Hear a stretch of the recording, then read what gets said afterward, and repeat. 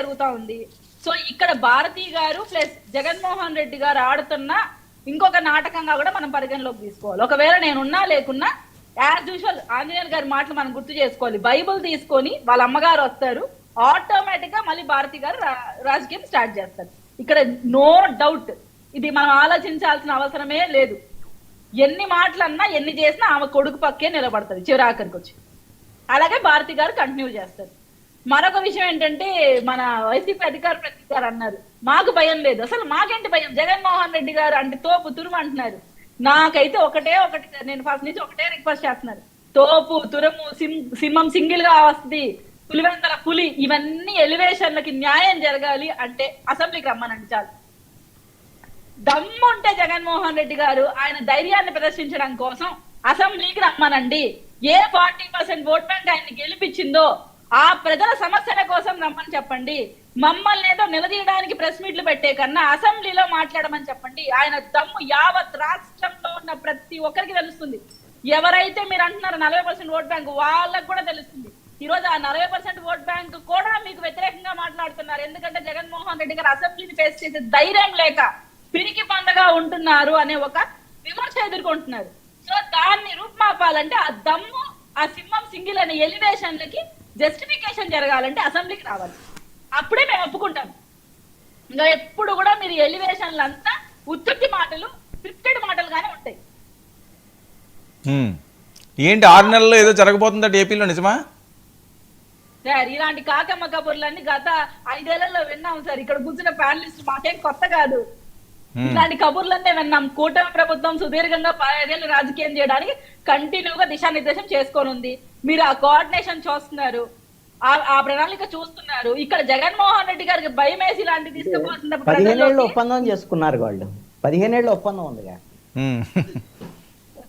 That's what sir. మేమైతే క్లారిటీగా clear గా రాజకీయాలు చేస్తున్నాం. ఒక అభూత కల్పనలో why not 175, why not Kuppam, why not Mangalagiri, why not Pithapuram ఇలాంటి ఎలివేషన్లు కాదు, వాస్తవంలో బతుకుతున్నాం. అవాస్తవాలను ప్రజల్లోకి తీసుకుపోవట్లేదు, అభూత కల్పనలో బతకట్లేదు. కూటమి ప్రభుత్వం వాస్తవంలో నీతి నిజాయితీగా రాజకీయం ఎలా చేయాలని గత ప్రభుత్వ మూలాలను గమనించిన ప్రజలకు ఇప్పుడు చూపిస్తున్నాం. మా మీద నమ్మకం పెట్టుకున్నారు కాబట్టి. ఏంటి అసెంబ్లీలో పరిస్థితి ఏంటి కీర్తన గారు? మీరే చూస్తున్నారు, రసవత్తరంగా ఉందని చెప్పాలి. నిజంగా వీళ్ళ అబ్సెన్స్ మాకు అది ప్లస్ అయింది అనుకుంటున్నాం. ఎందుకంటే వీళ్ళు అబ్సెంట్ అవ్వడం వల్ల ఇప్పుడు మేమే క్వశ్చన్ ఆన్సర్ చేసుకుంటున్నాం.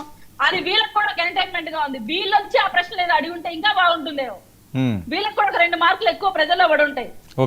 ఇప్పుడు మేమే ఇంకా అంటే అధిగమించే పోతున్నాం ఇక్కడ ఎక్స్పెక్టేషన్ కన్నా కూడా. ఎందుకంటే మాలో లోపాలని మా వాళ్ళే క్వశ్చన్ చేస్తున్నారు, దానికి దగ్గర ఆన్సర్స్ మా వాళ్ళ నుంచే వస్తున్నాయి. సో ఎంత క్లారిటీగా గవర్నమెంట్ నడుస్తుంది అనేది మీకు అర్థమవుతుంది.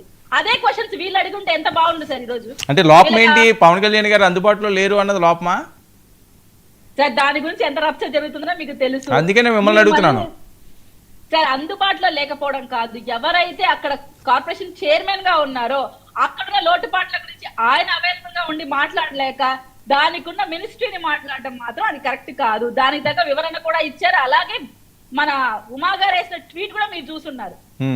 ఏంటి సాయంత్రానికి సడన్ గా ట్వీట్ చేశారు, చంద్రబాబు నాయుడు గారు తిట్టారట, నిజమా? తిట్టడము అట్లాంటివన్నీ ఉండవు సార్. ఆయనకు అర్థమై ఉంటది నేను అడిగిన క్వశ్చన్ కి పవన్ కళ్యాణ్ గారికి ఏం సంబంధం, ఇక్కడ ఎవరు నేను అడగాలి ఈ క్వశ్చన్, ఎవరు దీనికి ఆన్సర్ చేయాలి. సో ఆయన వెంటనే ఆన్సర్ చేశారు. అప్పటికి కూడా మీరు డిప్యూటీ సీఎం హోదాలో ఉండి కూడా సార్ ఎలా ఆన్సర్ చేశారో కూడా మీరు చూశారు. ఎంత హుందాగా జవాబు చెప్పారో కూడా మీరు చూశారు. సో రాష్ట్ర రాజకీయాల్లో ప్రజలు కోరుకునేది ఇదే సార్. క్వశ్చనింగ్ అండ్ ఆన్సరింగ్ రెండు ఒక పొలైట్ వేలో ఉండాలి. అంతేగాని పర్సెంటా అద పర్సెంటా బట్టలు పెట్టి మరి ఇచ్చేస్తానని ఎలివేషన్లు చేసి వెళ్ళిపోవడం కాదు. అనిల్ యాదవ్ లాగా ఇప్పుడు వచ్చి మాట్లాడే అంబటి గారు లాగా నాకు డయాఫ్రమ్ కావాలంటే తెలియాలనా, నేను మినిస్టర్ అయితే అనే మాటలు కాదు ప్రజలు కోరుకుంటుంది. వాస్తవంలో ఎలాంటి ఆన్సర్ చేయాలని కోరుకుంటున్నారు అలాంటి ఆన్సర్స్ ఈ రోజు కూటమి ప్రభుత్వం